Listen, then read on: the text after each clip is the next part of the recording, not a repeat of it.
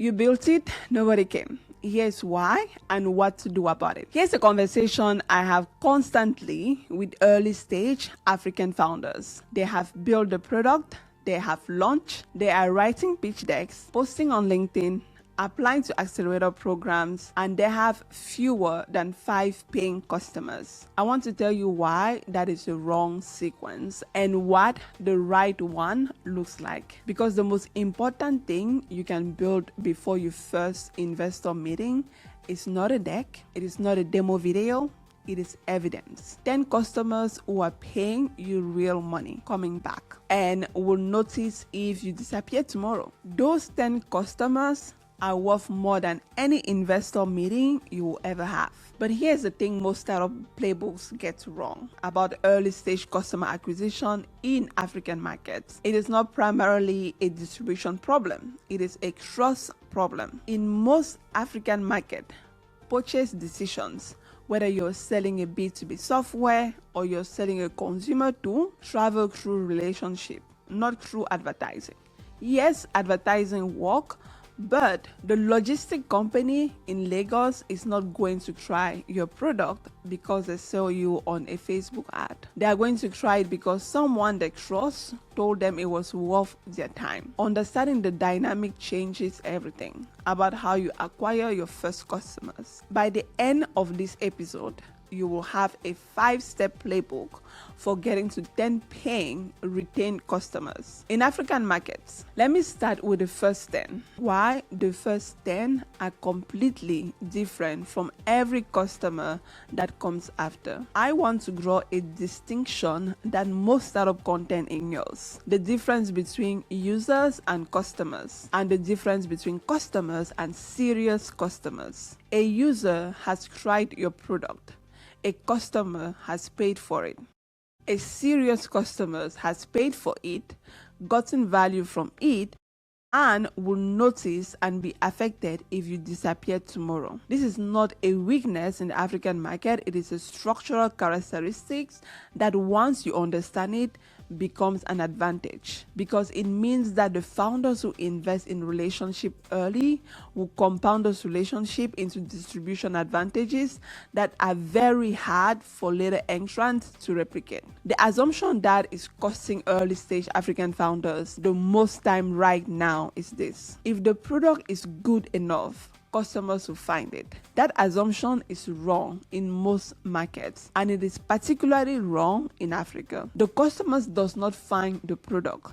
The founder finds the customer personally, in the room, in the market, on the phone. There's no version of early traction in an African market that does not involve the founder doing deeply uncomfortable direct selling in the channels and relationships where customers actually spend their time. Before you sell anything, you need to understand something that Silicon Valley startup advice consistently underemphasizes. In Africa, customers discovery cannot be done through surveys and type forms responses. It has to be done in person, or at minimum on a voice call, not a Loom or not a questionnaire, in a conversation. Here's something I say to founders in our portfolio and our pipeline that they initially resist and later thank me for. Go physically sit with the customers who have the problem that you're solving. Not a call, not a type form.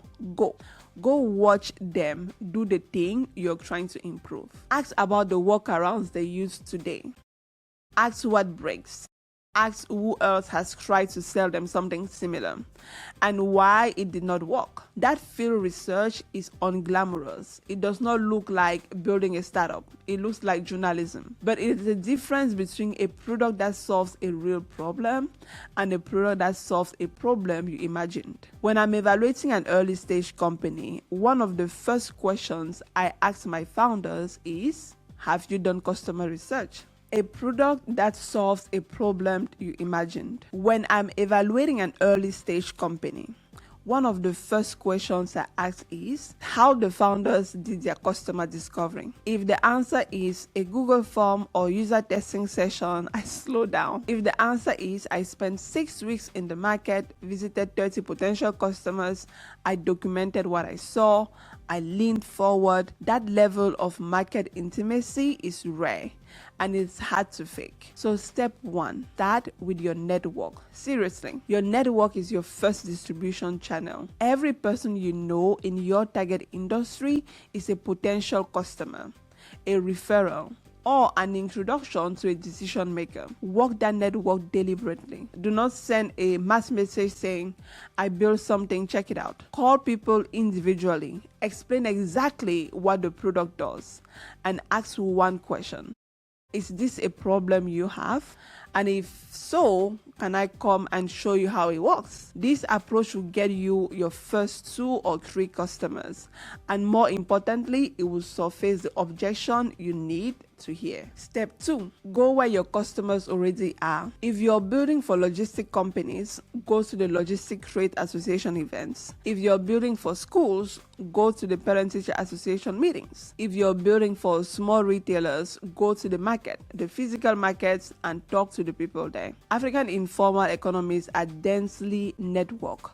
When merchants talk to each other, they share vendors' information, pricing, product recommendation constantly. If you get 2 or 3 people in that network to genuinely believe in your product, the word of mouth velocity is faster than anything you can buy with advertising spend. Step 3, sell before you scale, not the other way around. I want to describe an approach that most early stage founders are afraid to try, because it feels like it might be dishonest. It is not. Sell a version of the product that does not fully exist yet to a customer who understands they are getting early access in exchange for helping you ship it at a price that is real money to them, even if it is small. Tell them, I'm building something to solve your problem.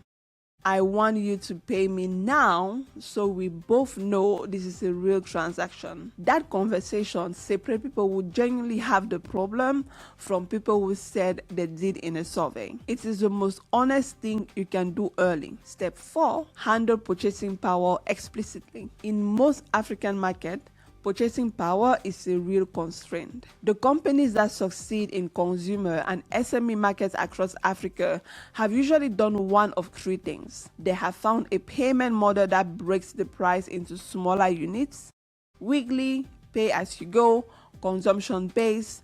They have anchored the value of the product to an economic outcome the customer can immediately recognize, or they have built a customer segment strategy that starts with larger buyers who can pay full price. None of these are complicated. All of them require thinking about pricing the way your customer thinks about money, not the way your financial model thinks about it. Step 5, design 4 communication channels your customer already use. WhatsApp is not a workaround. WhatsApp is an infrastructure. In markets where email open rates are very low and app download friction is very high, the founders who acquire and retain customers on WhatsApp via SMS or through USSD are the ones who are actually growing. This is not an accommodation you make reluctantly for early customers. This is a distribution strategy. I've watched companies with genuinely excellent software fail to acquire customers because their onboarding assumed everyone had a smartphone, consistent data connectivity, and a Gmail account. I've also watched companies with very simple product grow fast because they met customers in the channel customers are already comfortable with. Getting to X customers means nothing if you're losing half of them every month. Retention is the metric that separates a real business from an expensive experiment. Here's a retention problem most African startup playbooks completely ignore. If your renewal process requires the customer to initiate a bank transfer every month, a significant percentage of your customers will lapse. Not because they stop valuing your product, but because the payment action was inconvenient enough to skip. Auto-renewal system, mobile money integration, and low-friction payment reminders are not nice to have in this environment. They are the difference between a 60% retention rate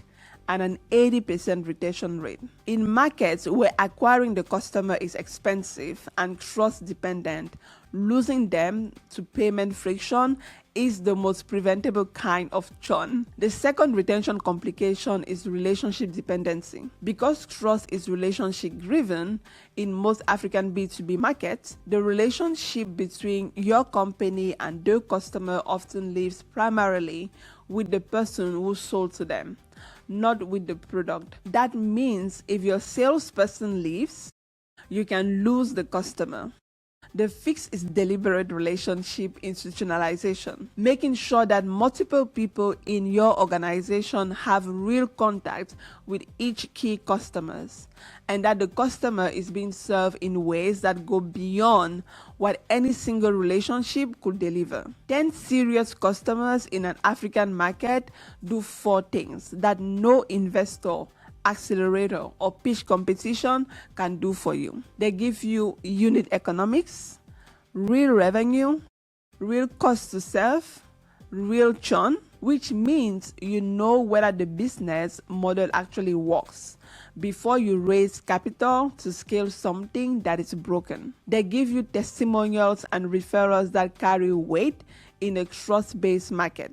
They give you testimonials and referrals that carries weight in a trust-based market. One customer telling another customer that your product works is worth more than 10 LinkedIn posts. They give you product intelligence. Real customers doing real things with your product will expose the gaps, the friction points, and the features that matter that you never would have anticipated from the desk. And they change the investor conversation. When you walk into a pitch meeting with 10 paying, retained customers and a clear story about how you got to each of them, the conversation shifts from, is this real, to can this scale? That is a better conversation to be in. If you are a founder in an early African market right now, stop pitching and go get customers. No sign-ups, no free trials, customers who pay and come back. If you have 5,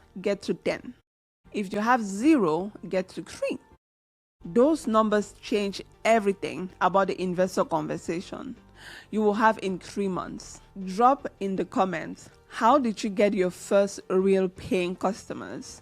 I want to see the specific stories, the real ones, not the polished version. Next episode, I'm going to flip to the investor side and walk through the actual due diligence framework I use before making an investment, what I am looking past, and the Africa-specific risk signals that most global framework miss entirely.